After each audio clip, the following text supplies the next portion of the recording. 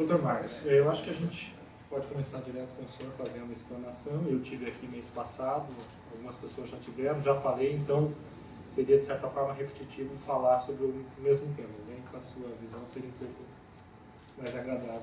Então vamos direto nos 28? Vocês é que sabem. Seria a ordem? 28 mais... Sim. Vamos lá. Certo. Bom, boa tarde a todos. Dizer que nós estamos aí sempre à disposição, quando convocados, para prestar esclarecimentos a quem quer que seja, né?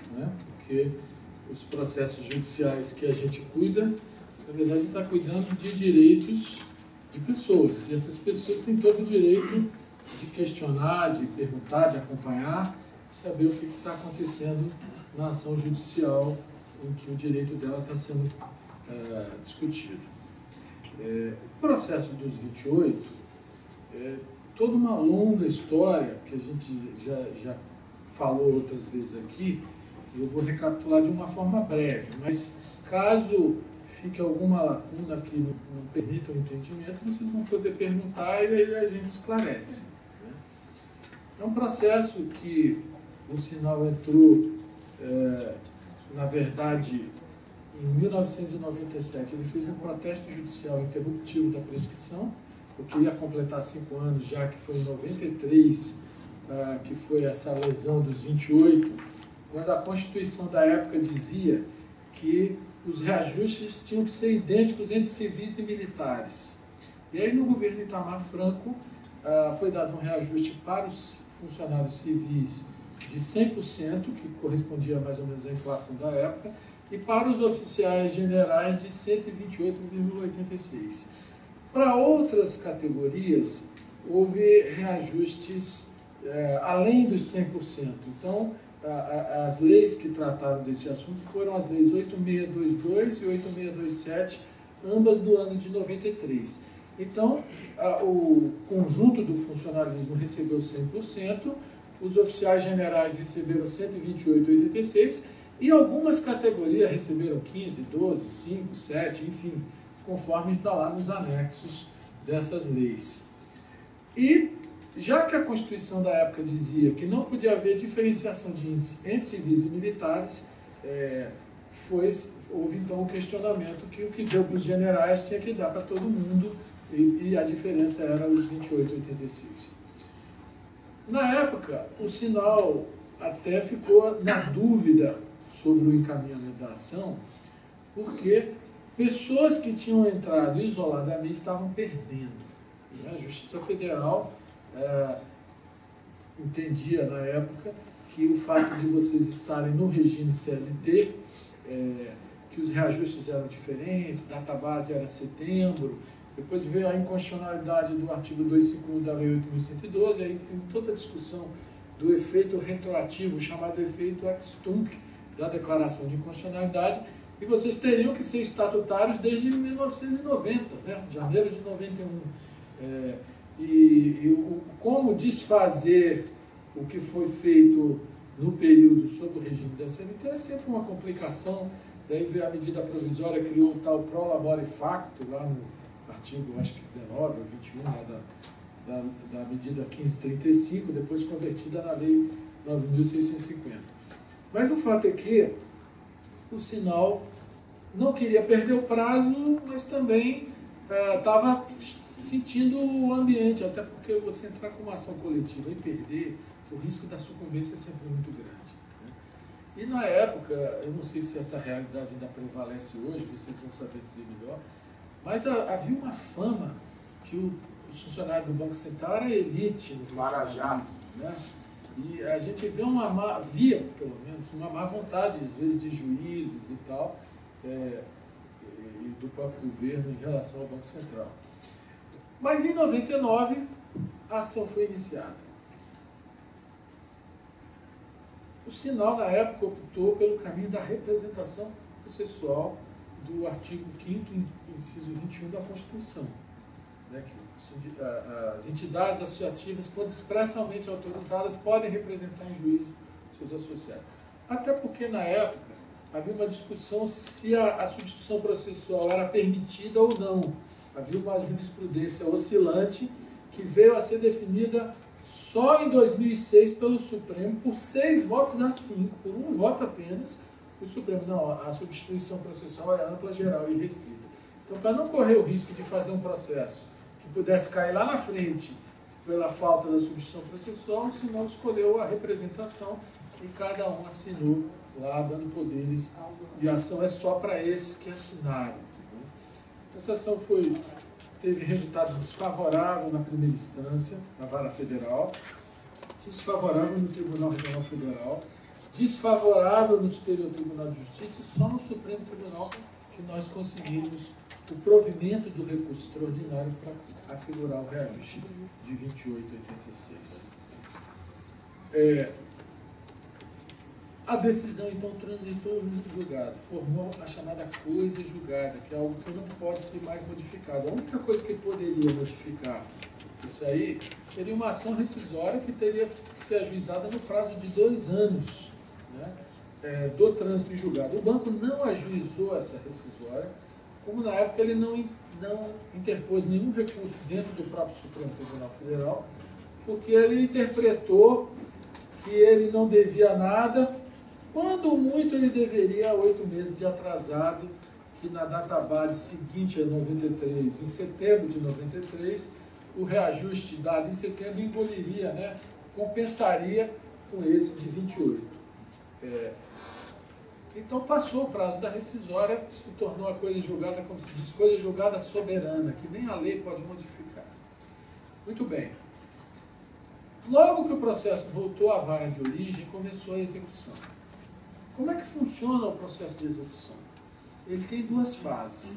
Uma fase é a chamada liquidação, que é o cálculo de valores, e depois é a execução propriamente dita, que aí as partes podem questionar se o valor é mais alto, mais baixo, se está correspondendo ao que foi decidido no processo. Só que para fazer um cálculo desse, você tem que ter o parâmetro do cálculo.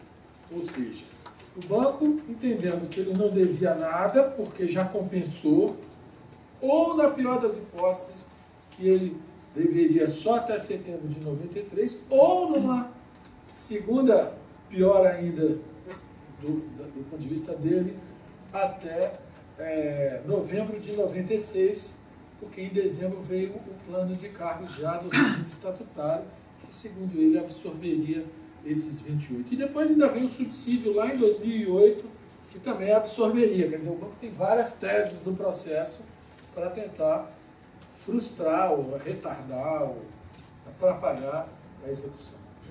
Muito bem. O juiz da vara, o titular da 20ª vara, que tinha dado sentença contra o Sinal, contra os funcionários, vendo que a decisão foi reformada pelo Supremo Tribunal Federal, ele tem que dar cumprimento ao que foi decidido pelo Supremo. E aí ele deu uma ordem para que o banco incorporasse esses 28, no prazo de 90 dias. O banco, ao invés de cumprir a decisão do juiz, entrou com embargos de declaração com pedido de efeito modificativo, questionando a ordem de incorporação, que era um despacho curto e grosso, tá? Com toda essa tese de que ele não devia nada, ou então ele só devia um pedaço menor, ou outro pedaço assim e tal. O juiz recebeu esses embargos como impugnação à execução da obrigação de fazer, que é um recurso próprio desse tipo de execução, né? A execução de obrigação de fazer dá uma ordem que seja cumprida. E o pagamento do atrasado é a execução de dar ou de pagar, certo? Muito bem. O juiz disse que a decisão do Supremo só permitia a compensação de percentuais que tivessem sido concedidos pelas leis 8622 e 8627. Isso está lá na súmula do Supremo. Tantos foram os casos de 28 que o Supremo julgou, que ele editou uma súmula, que é um verbete, que eles usam para acelerar os julgamentos. É quase como se fosse bater carimbo nos processos, né? E essa súmula, que é a 672, ela fala que o reajuste de 28 é devido aos servidores civis, efetuadas as compensações das leis 8622 e 8627.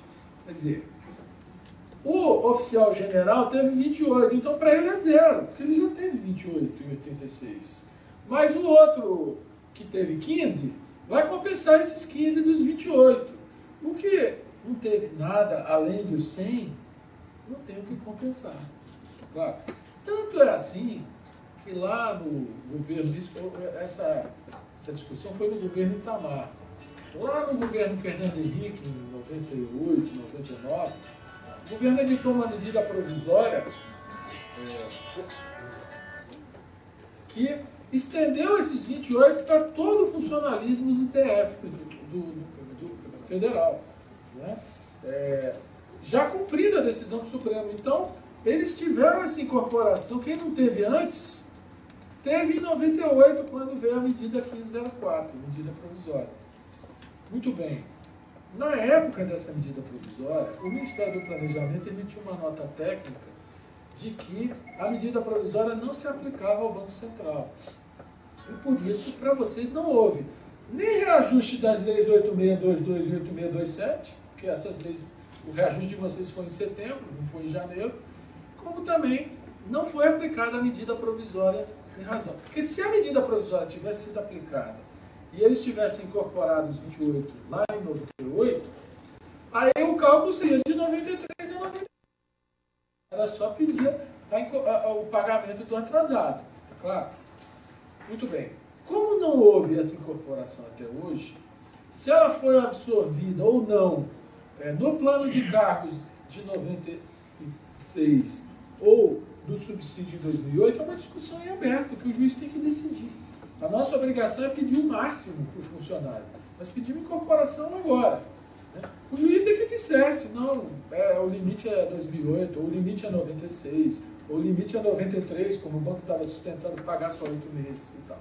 A partir do momento que esse limite ficasse definido, você apresenta a conta do atrasado, né, para pagar os valores atrasados. O banco, então, o juiz rejeitou a impugnação do banco, os tais embargos de declaração, pedido de efeito modificativo, dizendo, de acordo com a decisão do Supremo, só compensa a Lei 8622 e 8627. Como os funcionários do Banco Central não receberam nada dessas leis, incorpora os 28, deu mais 60 dias para o banco. Tinha dado 90, deu mais 60 para o banco incorporar. O banco, ao invés de cumprir a decisão do juiz, ele aí veio com a tal impugnação à execução da obrigação de fazer, que é o recurso próprio. Nós até sustentamos no processo que o banco perdeu o prazo de impugnar, porque aqueles embargos já foram recebidos como impugnação. Ele não pode impugnar duas vezes, entendeu? Mas na prática o que ele fez isso, com nome diferente, ele fez duas impugnações à mesma decisão. Né? Enfim, aí o juiz titular entrou de férias, veio o juiz substituto e acolheu a impugnação do banco para limitar os cálculos 93 a 96. Certo? Dessa decisão, o sinal apresentou um agravo para o Tribunal Regional Federal e o banco também. O agravo do banco sustentando o quê? Que é zero. Ou que é só 8 meses de atrasado. Ou seja, ele se insurgindo contra a decisão do juiz substituto, que falou, paga só 4 anos de atrasado, 93 a 96. O processo foi para o TRF julgou o agravo do sinal e não julgou o do banco. No agravo do sinal, ele disse, não, afasta essa limitação de 96. Só que ele colocou no acordo, eventual limitação vai ser decidida na execução da obrigação de pagar. Quer dizer, ele embolou o processo. Porque a execução da obrigação de pagar, você tem que executar uma quantia certa. Você tem que saber, eu calculei do período tal ao período tal, estou executando. Agora, se ele deixou em aberto o eventual termo final, a gente continua perseguindo o quê? A incorporação, porque quando eles incorporarem, o termo final é o mês anterior à incorporação. Claro. A obrigação do advogado é sempre defender o máximo para o cliente. Porque eu estava até explicando numa conversa anterior aqui, processo é uma viagem que você sabe quando começa, você não sabe quando termina. Igual aqueles caras que saem de caravela procurando as Índias e deparavam no Brasil, né? processo é um negócio assim. Às vezes você, alguns anos resolve, às vezes leva muitos anos, ainda leva mais muitos anos, etc. Enfim, da decisão do TRF, que afastou a limitação, o Sinal entrou com recurso especial extraordinário, o Banco Central entrou com recurso especial extraordinário. Ou seja, o banco novamente dizendo é 0 ou é até 93, só 8 meses. Os 4 recursos foram trancados pelo presidente do Tribunal Regional Federal. Daí foram feitos 4 agravos de instrumento, 2 para o STJ e 2 para o Supremo. Tudo na discussão do alcance da decisão do Supremo. Qual é o alcance da decisão? Muito bem. Esses recursos, eles ainda estão pendentes de julgamento. E houve uma mudança de relator, porque o relator original no STJ era o ministro Francisco Falcão, que foi para o CNJ. Então o processo foi redistribuído. Hoje ele está com o ministro Ari Pargender. O que o ministro Ari Pargender tem na mão é um recurso, uma execução de obrigação de fazer, para dizer, manda incorporar, restabelecendo a decisão original do juiz,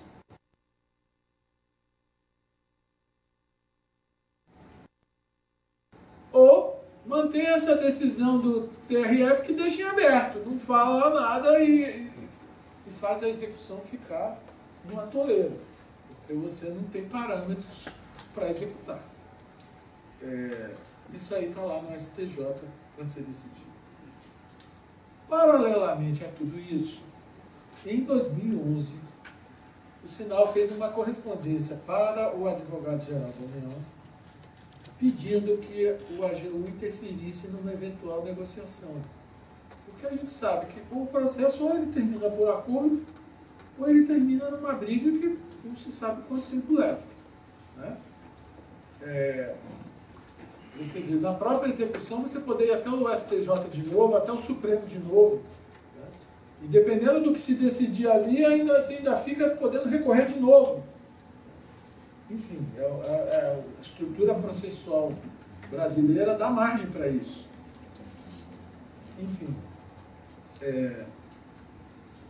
protocolado isso na AGU, nós fomos a uma reunião lá com o vice-ministro da AGU, isso lá em 2011, que disse que tinha muita boa vontade de negociar um acordo. O pai dele era aposentado do Banco Central, né?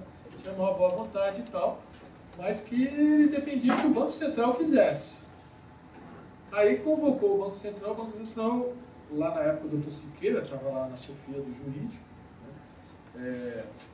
O banco disse, não, nós não abrimos mão de nós decidirmos se fazemos acordo ou não. Aí o protocolo que o Sinal fez, pedindo a intervenção da AGU para o acordo, foi um processo, esse processo foi lá para o banco. E aí no banco, demorou um tempo, eles criaram um tal de grupo de trabalho para diminuir a litigiosidade. Vocês conhecem essa história toda. Esse grupo de trabalho a gente se reuniu 1 ano e meio. Né? Muita discussão. A primeira abertura que o grupo de trabalho deu é o seguinte, pagamos 8 meses, 93 de janeiro a agosto. E aí levamos meses para convencer os caras que aquilo não era factível, nem juridicamente, nem politicamente. E eles então arredaram para achar viável um acordo de 93 e 96. Foi o ponto em que o banco chegou. É lógico que a nossa obrigação nessas negociações também sempre foi puxar ao máximo a favor do funcionário. Mas qualquer proposta que viesse do banco, isso foi declarado várias vezes na mesma negociação, qualquer proposta que o banco fizer vai ser submetida para os funcionários dizerem se querem ou não querem, porque o acordo pressupõe que ambas as partes queiram o processo. Só que o banco, apesar de ter feito um relatório de mais de 60 páginas, opinando a favor do acordo, esse grupo de trabalho fez toda uma justificativa, toda uma explicação, apontou N riscos do processo, enfim. Eles nem quiseram dar cópia desse relatório, porque disseram que ali existem informações que tornam o banco vulnerável, que poderia ser usada contra ele, só deram as conclusões, mas o relatório é no sentido de fazer acordo no período 93 e 96, pagar 4 anos de atrasado, de 28 a 86. Essa é a conclusão do grupo de trabalho. Não que os sindicatos sempre puxaram para mais, mas nunca disseram que não encaminhariam a proposta que viesse do banco. Tá claro? Nunca disseram que trabalhariam contra ela também. Por que os sindicatos? Porque existe a ação do Sinal com trânsito julgado por decisão do Supremo Tribunal, existe uma ação do Sindicep com o mesmo objeto, substituição processual, que ele botou uma lista lá de 8 mil funcionários na ação do Sindicep. Então, o banco chamou não só o Sindicep e o Sinal, mas chamou também o Sindibacen, que nem ação tem, e participou de todas as negociações, todas as reuniões. Acho que foi umas 20 no mínimo que a gente teve. Né? E aí, o banco disse, essa proposta nós vamos formular se a AGU der o aval. Por quê? Porque todo mundo lá tem medo de assumir qualquer coisa. Se a justiça mandar pagar até 10 vezes mais, o cara paga. Mas se ele tiver que escrever, não, eu assumi de pagar tanto, o sujeito fica com medo de vir no Tribunal de Contas, de vir não sei o que e tal. Então, esse medo sempre teve presente. Sempre teve presente, a gente já viu isso. Para vocês terem uma ideia,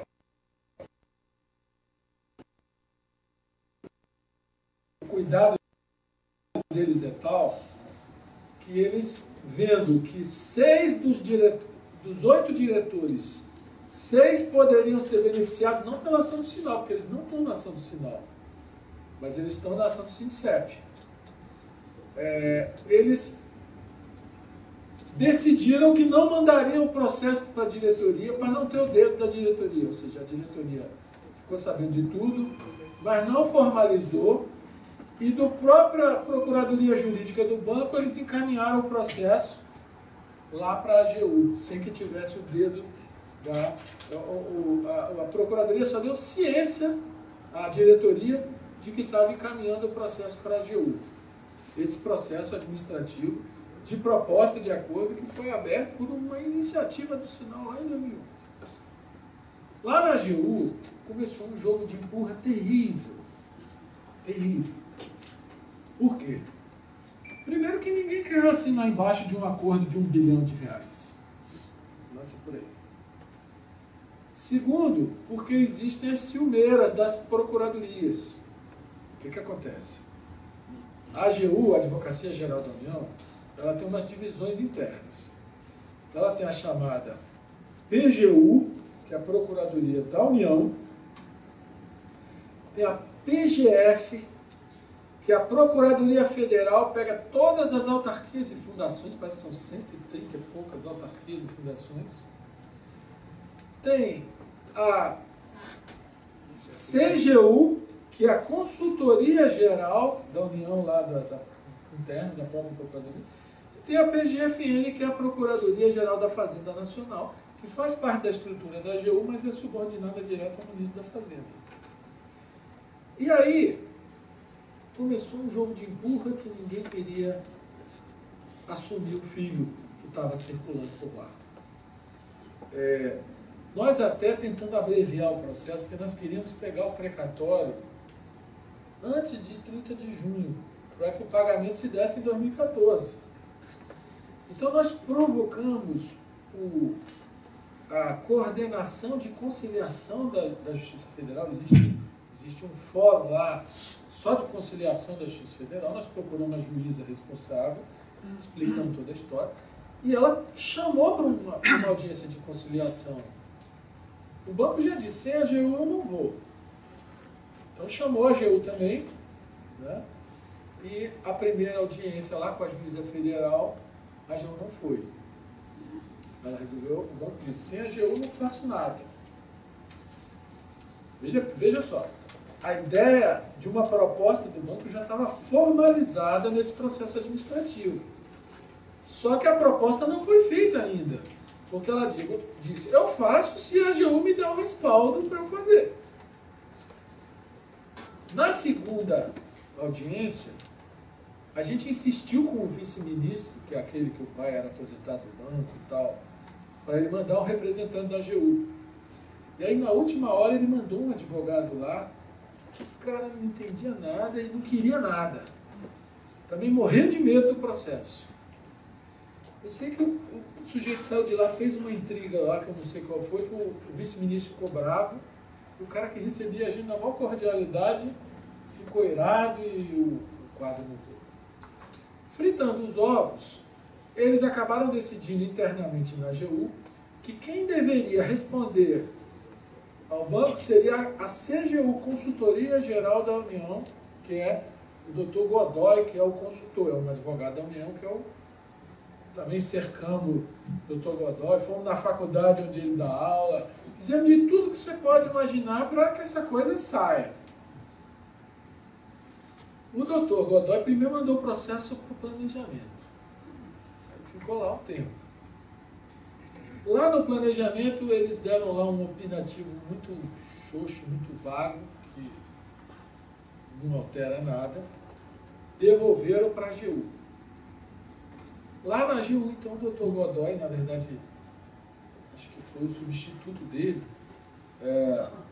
que deu um parecer dizendo o seguinte, o banco pode fazer acordo, desde que tenha a assinatura do ministro da Fazenda e do advogado-geral da União. Isso se baseando numa lei federal que trata especificamente de acordos de processo em que a União ou as autarquias ou fundações públicas são parte, em que depende, acima de um valor X, depende de autorização do ministro da pasta da área, de onde for aquela autarquia, e do próprio advogado da União. Na época até nós pensamos se valeria a pena fazer um trabalho mais forte junto ao ministro Adams, que é o advogado-geral da União, e a conclusão que a gente chegou foi o seguinte, o ministro Adams adora mostrar para a presidente Dilma que economizou tanto. Isso é a prática dele, consegui economizar tanto. Então, achamos que não era um bom caminho. De qualquer maneira, o processo voltou para o banco, e o banco, quando teve ciência desse parecer, nós até procuramos o doutor Rafael lá, que era o coordenador do grupo de trabalho, e ele disse, olha, o banco está se sentindo de mãos e pés atadas, e vai depender da assinatura do ministro para poder fazer o acordo. E aí mandou para o Ministério da Fazenda, no caso, quem faz a área jurídica do Ministério da Fazenda é a Procuradoria Geral da Fazenda Nacional, PGFN, cuja procuradora-geral é a doutora Adriana Carvalho, acho que é Carvalho, enfim. E desde então a gente está tentando uma audiência com ela, já tem pelo menos 3 vezes, foram mandados vários e-mails para ela, e não conseguimos marcar uma audiência com a doutora Adriana. Então, por esse caminho, quando o Ministério da Fazenda disser pode fazer o acordo, o banco provavelmente vai formalizar a proposta que ele entendeu razoável, que é 4 anos, 93 a 96. Do jeito que está lá, na ideia do banco, é para todo mundo que estava trabalhando nessa época. Ou seja, na ideia do banco, quem entrou em 97 já não estaria mais no acordo. Muito bem. Durante o tempo em que esse grupo de trabalho estava trabalhando, se entendeu por bem que os processos judiciais deveriam ser suspensos. Então houve uma petição no STJ, tanto no processo do Sinal, quanto no processo do SINCEP, dizendo que as partes estavam negociando, pediu para suspender por 90 dias, mais 90 dias. Só que esses prazos já venceram. Os processos voltaram a tramitar normalmente. Por outro lado, no caso específico do processo do sinal, havia um risco de uma eventual alegação de prescrição da execução da obrigação de pagar. Por quê? Discussão de prescrição, ela nunca vem a favor. Você pode ganhar ou perder, mas você nunca vai ganhar nada com ela. Então, nós entendemos que não haveria prescrição nenhuma, já que não houve decisão de como fazer o cálculo. Até onde esse cálculo iria. Mas para evitar que amanhã o banco dissesse que houve inércia na execução, já que a última, a decisão que o juiz substituto deu falava uma coisa e o TRF falou outra, o TRF afastou aquela limitação, mas dizendo que na execução da obrigação de pagar é que seria definida uma eventual limitação. Então o que a gente fez? Deu cumprimento à decisão última do TRF, que ainda está pendente de recursos, e executou até o mês do cálculo, né? Que veio aí uma conta de 3,2 bilhões de reais. Só para quem está no processo do sinal. Okay? São 2.755. Acho que é 2.790, salvo engano. Algumas correções na execução de pessoas que eram serviços. Mais 10 só tem direito a quem entrou no processo. As pessoas que estão dentro do processo é que tem direito a se ganhar, se perder. A situação é das pessoas que constam no processo. Exatamente. Esse cálculo. Não tem mais processo. Tem, mas o que tem trânsito julgado favorável é esse. Os outros estão em tramitação ainda. Julgamento do mérito, né? Nós somos os únicos que temos o julgamento. Exatamente. Muito bem. Supremo Tribunal Federal. Então, antes de vencer o prazo prescricional, foi protocolada a petição de execução, lá da conta dos 3 bilhões e tanto. Tá? Que é todo o período até o mês do cálculo. Esse é um cálculo incompleto, porque segundo a lógica dele, no mês seguinte já teria mais um valor, no outro mês já teria mais um valor, enfim. Mas já que nós fomos empurrados para isso pela decisão do TRF, que até agora não foi modificada, isso foi feito. Agora, o juiz da vara, ele sabe muito bem que essa discussão está no STJ, se incorpora ou não. Então, conclusão, mesmo protocolado, o juiz não deu andamento. A gente tem acompanhado diuturnamente, né? Primeiro o processo estava no arquivo, eles demoraram para tirar do arquivo, depois juntaram a nossa petição, está concluso com o juiz, mas sabe, o cara tem lá milhares de processos, ele sabe que esse aqui está pendente de uma coisa, ele fica ali, está lá com ele, entendeu? Paralelamente, já que o acordo ainda não foi formalizado enquanto proposta, eu queria deixar bem claro isso para vocês, porque às vezes as pessoas se interpretam que o sinal está trabalhando assim ou está trabalhando assim, está trabalhando a favor disso e contra aquilo. Não, a gente trabalha em todas as frentes, em tudo que for mais favorável. Agora, a nossa avaliação é que todo acordo é melhor do que ficar brigando e morrer e não receber. Todo acordo é bom, desde que não seja um acordo imoral, indecente. Até numa outra vez, numa reunião aqui, me apertaram para dizer o que era um acordo imoral. Aí eu falei, olha, menos de 50% já... Aí botaram aí que eu estava defendendo um acordo de 50%. Eu falei, não estou defendendo nada. Vocês é que sabem. Esse negócio de acordo, o cara que está com a mãe na UTI, ele faz qualquer acordo, porque o dinheiro para ele tem um valor diferente do outro que tem aplicação, que tem imóvel, que tem não sei o quê, entendeu? Então o advogado ele não opina em termos de acordo, ele diz o que pode acontecer, o tempo que pode durar ele não pode garantir, ele diz as perspectivas, né? Enfim. Então, Se o banco tivesse tido a coragem de fazer a proposta que ele próprio elaborou, sem o aval do governo, vocês já teriam decidido se queriam um acordo ou não queriam um acordo. Tá claro? Qualquer proposta que ele fizer, formalmente, vai ser submetida. Mas, como não veio proposta ainda, a nossa obrigação é continuar trabalhando no processo. Então, a gente propôs a execução para não prescrever. Não tem como obrigar o juiz a apressar ela, até porque o juiz sabe que está dependente, está pendente a decisão de incorporar ou não. Né?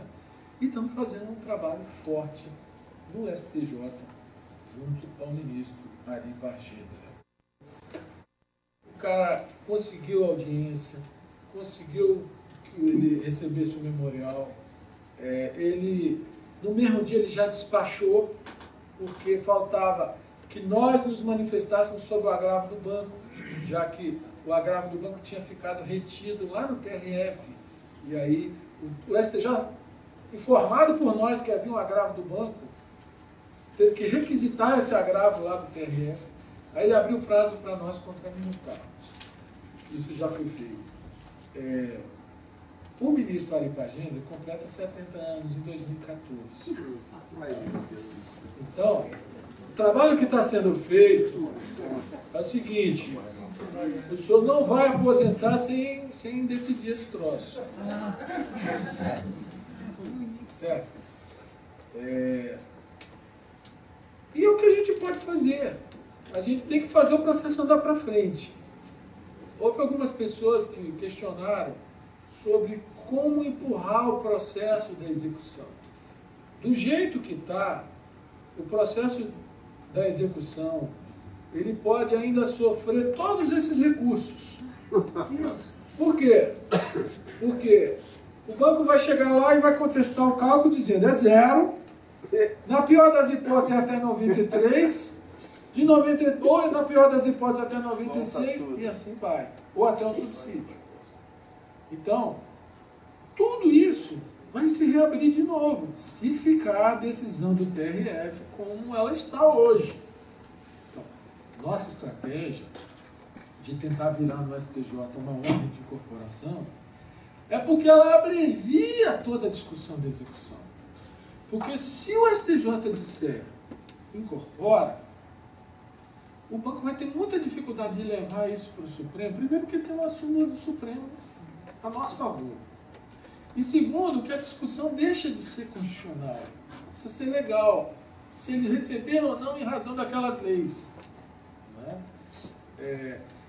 Então, a nossa avaliação é que se houver um resultado favorável no STJ, você abrevia o processo de execução, porque o principal problema da execução já estará resolvido pela instância superior. O juiz só vai dar cumprimento. Aí a discussão que pode vir é se fulano saiu de férias, se ciclano teve licença e está lá o valor dele quando ele não estava trabalhando. Aí são questões menores que podem ser objeto de pontuais, podem ser objeto de embargos à execução, depois apelação, embargos à execução, recurso especial. É lógico que a gente quer o cálculo certo. Se tiver qualquer erro no cálculo e o banco mostrar que fulano estava afastado e não recebia, ou sei lá o quê, portanto o cálculo está errado, a gente vai ser o primeiro a corrigir. E dizer, não, é isso mesmo, para evitar recursos. Tá claro?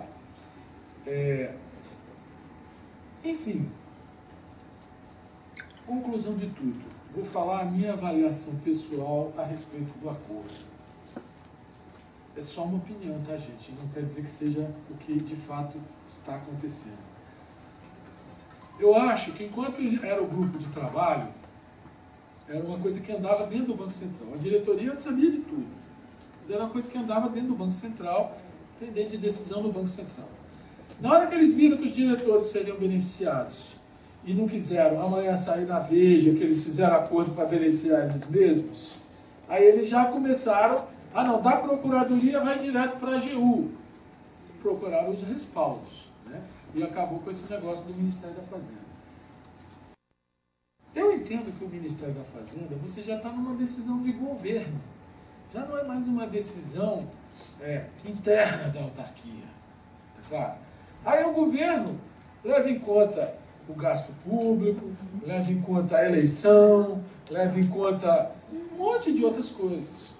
Tá? Então, a maneira com que eu estou interpretando os fatos, que essa procuradora não quis nem receber até agora, eu interpreto, posso estar equivocado, de que ela recebeu alguma ordem. Fica quieta com isso aí, deixa isso quieto. Né?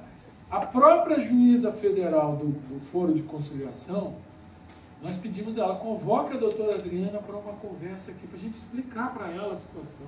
Já fizemos um memorial para ela, contando a história toda, explicando em detalhes, mas ela não abriu a guarda. Então, a minha avaliação é o seguinte: ou o governo vai dizer não, deixa esse troço rolar na justiça, ou o governo vai querer fazer no ano eleitoral, para faturar em cima. Só tem essas duas opções. Isso são especulações, não são realidades, mas eu acho também que ela não vai poder ficar com isso a vida inteira. Em algum momento ela tem que se soltar. Tem a lei da transparência, tem outras coisas. E tudo mais. Né? Então, eu acho que esse ano agora não vai acontecer mais nada, porque nós estamos em dezembro, os tribunais fecham agora no dia 19, dia 20, fecha tudo. Janeiro é um mês meio assim, mas eu acredito que eles possam abrir a guarda no ano que vem, que é um ano eleitoral. Posso também estar enganado quanto a isso.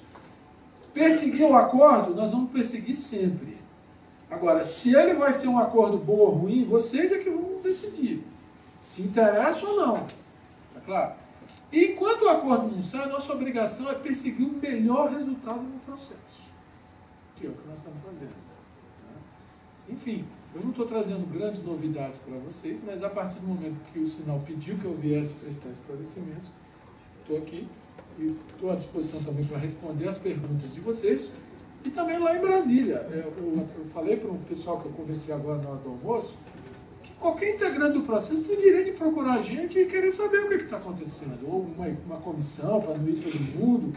Enfim, a gente está à disposição de prestar todos os esclarecimentos que vocês necessitarem, porque a obrigação do advogado não é só defender o processo, é tentar levar o caso a um desfecho favorável, mas também manter o cliente com as informações atualizadas, sob pena do próprio cliente não confiar no advogado que tem. Enfim, essa porta está aberta. Tá? Sempre que quiserem procurar a gente lá, obter novas informações, trazer sugestões, discutir estratégia, a gente está sempre em contato, fazendo reunião, os diretores do sinal acompanham cada passo, às vezes arcam com despesas referente a alguma estratégia que demanda alguma despesa. O sinal tem confirmado em termos de em nenhum momento se omitir no melhor resultado do processo. Eu acho que eu estou falando de despesa, não estou falando de corrupção, porque isso não existe. Né? A gente não trabalha dessa maneira. Estou falando coisas que são onerosas pelos próprios procedimentos a serem adotados, etc. Enfim, em linhas gerais é o que eu teria a dizer sobre os 28.